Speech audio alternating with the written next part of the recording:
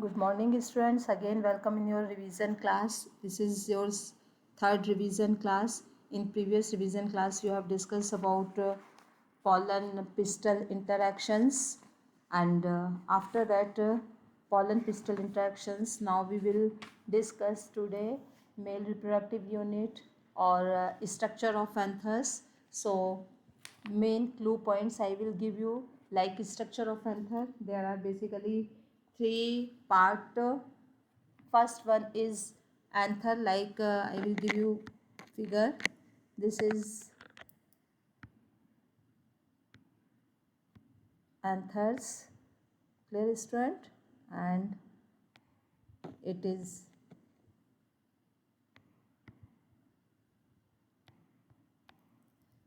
three part है. First one, this one is pollen anthers lobe.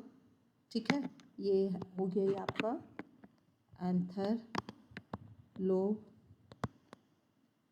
Second one is filament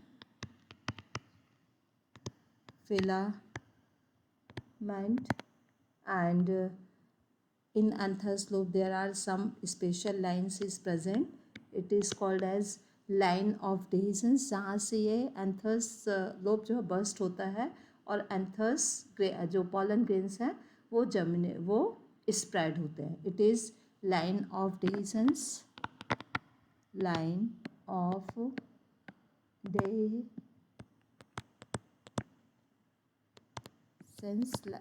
dehiscence. So this is structure of typical stamens. ये क्या है? Typical stamen. Clear? Now structure of microsporangia. The typical microsporangia appear circular and the surrounding by four wall. Clear? There are four wall. Structure of microsporangia. Outer wall is epidermis, endothecium, then middle layer और end layer is tapetum. जो anthers की 4 layers होती हैं. ठीक है बेटा, there are basically 4 layers. First one is epidermis, second one is endothecium, third one middle layer, and fourth one is tapetum. Tapetum is very important layer because it is innermost layer of the cell of which is consist of dense cytoplasm and many nucleus. It's provide nourishment. तो tapetum जो है very important layer.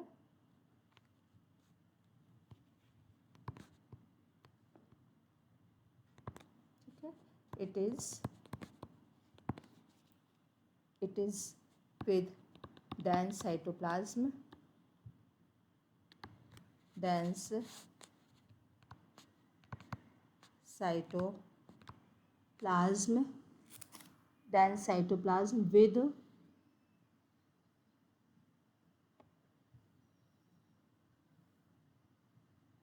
dense cytoplasm, and it's provide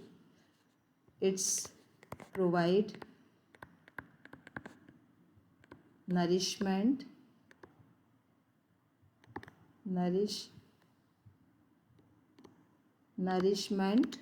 किसको दे रही है? To the developing pollen grains, to the developing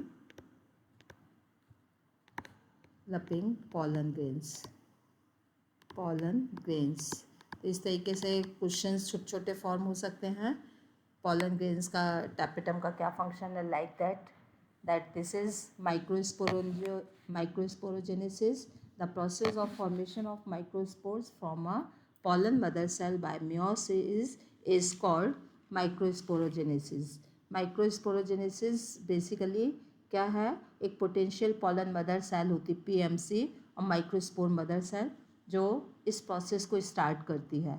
ठीक है, PMC सबसे पहले माइटोटिक डिवीजन करता है और 4 सेल का एक क्लस्टर बनाता है. दिस इज कॉल्ड है microspore tetrad. This microspore tetrad after maturity each microspore separate from each other and to form a pollen grains. ठीक है, ये जो टेट्राड है, चारों टेट्राड इसके फ्री हो जाते हैं और वो pollen grains जो है डेवलप करते हैं. ठीक है, तो pollen grains developed by PMC by mitotic division, they represent the male gametophyte. Pollen grains, it is a pollen grains is a male gametophyte. Gametophyte, और ये किससे डेवलप हो रहा है, किससे डेवलप हो रहा है, PMC, और PMC मतलब पॉलन, PMC मतलब माइक्रोस्पोर, माइक्रोस्पोर और pollen mother cell, pollen mother cell. ये हम पहले भी बता चुके हैं, हमेशा ये कैसा होता है पॉलन मदर सेल, 2x, कैसा होता है 2x, लेकिन ये पॉलन ग्रेन्स दे रहा है तो इसका कितना होगा क्रोमोसोम्स नंबर x, ठीक है। अब पॉलन ग्रेन्स का क्या फंक्शन है, first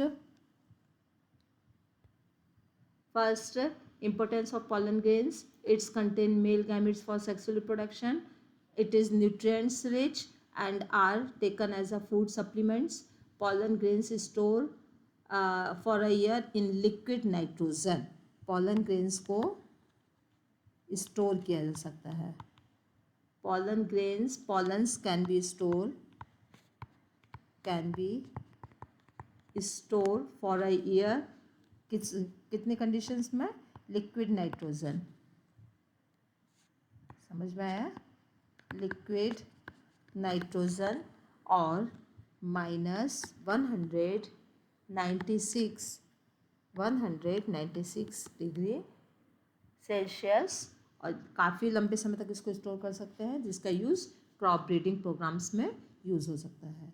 now next is female reproductive unit, female reproductive unit pistol और गाइनोशियम, फीमेल रिप्रोडक्टिव यूनिट क्या है, it is pistil, PISTIL,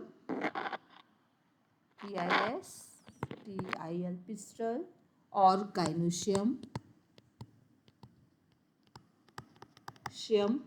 clear, ये this is main point, female reproductive unit, कभी कभी नेम आता है, इट इज पिस्टल और gynoecium, ठीक है।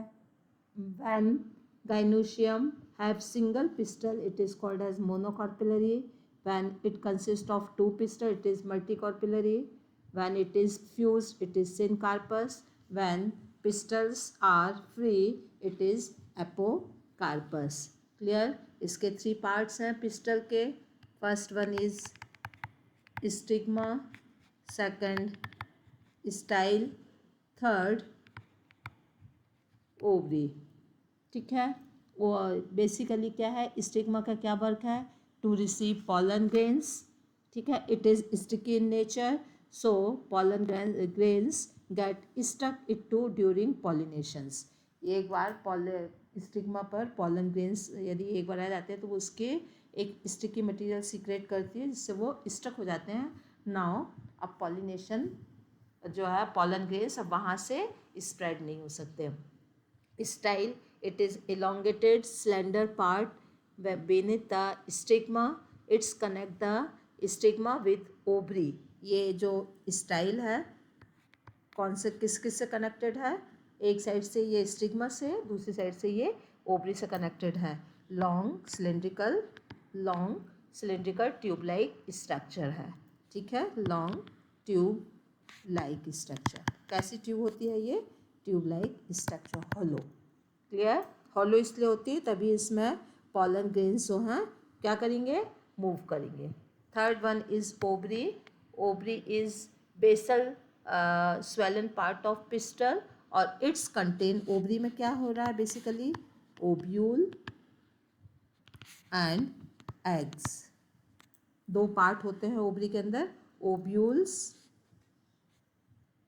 Clear, it is contain ovules and the eggs, clear. Now after ovary, the structure of megasporangia or ovule. Ovule is called as ovule. Ovule is called as megasporangia.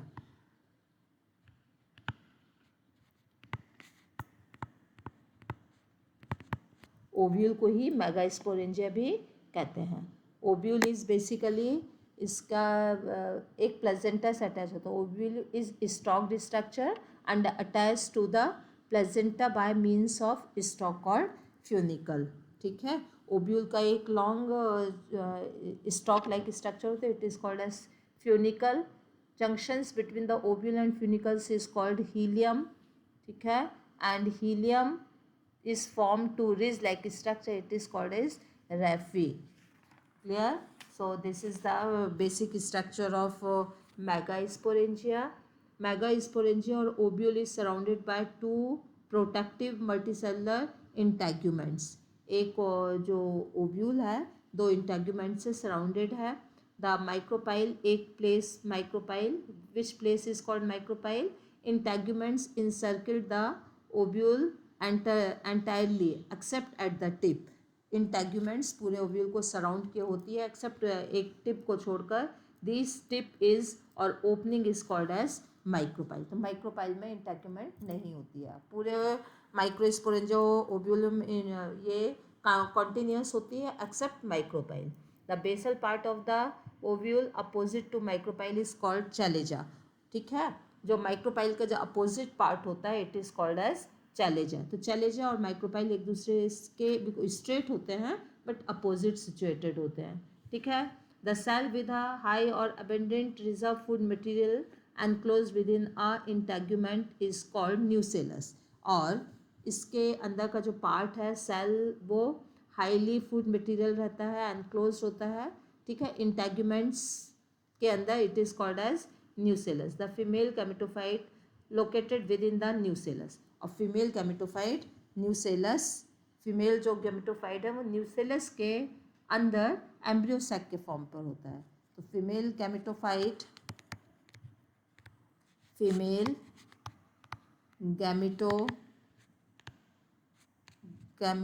Gametophyte is embryo sac. Ovule नहीं होगा बेटा, embryo sac. Embryo sac ovule के अंदर present होता है.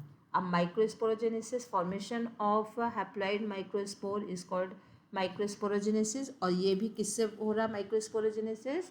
MMC means megaspore mother cell. ठीक है. Megaspore mother cell से फॉर्म हो रहा है. ठीक है. Megaspore the micropylar region nucellus contain cell with dense cytoplasm and prominent nucleus which is differentiated into single megaspore mother cell. Nucellus में से कोई भी एक सेल एक डिवीज़न के लिए स्टार्ट हो जाती है. डेंस साइटोप्लाज्म से it is contain dense cytoplasm. It is called as single megaspore mother cell. Megaspore mother cell. Megaspore mother cell is it is diploid in nature and undergoes meiosis division. ठीक है. और ये क्या बनाती है? पहले दो सेल का एक फॉर्म बनाती है. It is called as dyad. और ये दो सेल्स अगेन डिवाइड होते हैं ऑल्टरनेटिवली एंड मेगास्पोर्स टेट्राइड्स बनाते हैं. लीनियर टेट्राइड्स सीधे एक के ऊपर एक लाइक दैट. इस तरीके से मेगास्पोर्स टेट्राइड्स कैसे बन रहा है? लाइक ऐसे 3-4 सेल और ये चारों तरफ से एक मेम्ब्रेन से घिरी है. ठीक है. सराउंडेड है. ये it is called as megaspore.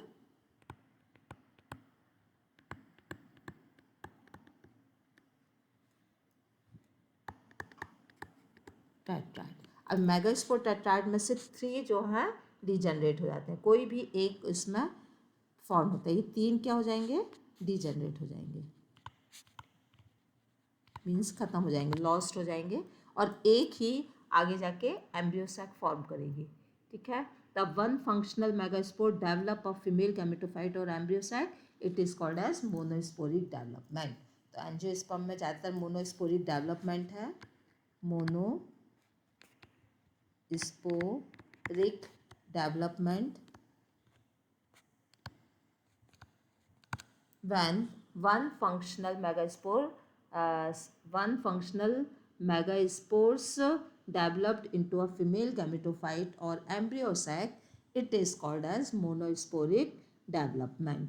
ठीक है, मोनोस्पोरिक डेवलपमेंट हुआ, और एट लास्ट व्हेन पूरा सेल जब फॉर्म हो जाता है तो एट लास्ट मैच्योरिटी में एम्ब्रियो सैक के अंदर ये पोजीशन होती है. ये एम्ब्रियो सैक है.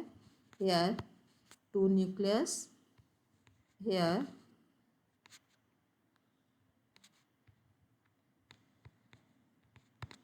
this one egg cell, this one polar nuclei, और ये एंटीपोडल सेल, पोडल सेल. क्लियर. तो इस तरीके का एक एम्ब्रियो सैक फॉर्म हो रहा है. एम्ब्रियो सैक, ये मैच्योर एम्ब्रियो सैक है. ये मैच्योर एम्ब्रियो सैक फॉर्म हो रहा है और इट इज़ 8 न्यूक्लिएटेड 7 सेल. ये क्या दे रहा है? 8 न्यूक्लियस, 1 2 3 4 5 6 7 8, और पोलर न्यूक्लियाई ये 1 सेल है, 1 सेल. तो ये position it is called as 8 nucleated 7 cell, 7 celled embryo sac. Embryo sac समझ में आया स्टूडेंट? ये जो फाइनल मोनोस्पोरिक डेवलपमेंट के बाद जो एम्ब्रियो सैक फॉर्म होगा, इट इज़ बेसिकली 8 न्यूक्लिएटेड और 7 सेल्ड. 7 सेल हैं बट न्यूक्लियस 8 है. 3 2 5 और 3 8 nucleus, 7 cell, 1 2 3 4 5 6 7 cell structure is form. So this is 8 nucleated 7 cell structure is form. It is monosporic development. ठीक है, क्लियर स्टूडेंट? अब ये जो पॉलिनेशंस है, basically pollinations it is very important. Transfer of pollen grains from anthers to and deposits over stigma of the pistil is called as pollination. Pollination basically 3 type में है. First autogamy, गिटेनोगेमी और xenogamy और allogamy. तीनों word में आपको clear difference रखना है. Autogamy, transfer of pollen grains is from anthers to stigma of the same flower. Autogamy में पॉलन ग्रेन्स जो हैं एंथस से स्टिग्मा पे तो जाएंगे बट सेम फ्लावर. ठीक है, so it is called as autogamy. Geitonogamy में क्या है? The transfer of pollen grains is from another of the one flower to the stigma of another flower of the same plant. इसमें flower दूसरा होगा, plant same होगा. ठीक है, this is called as गिटेनोगेमी.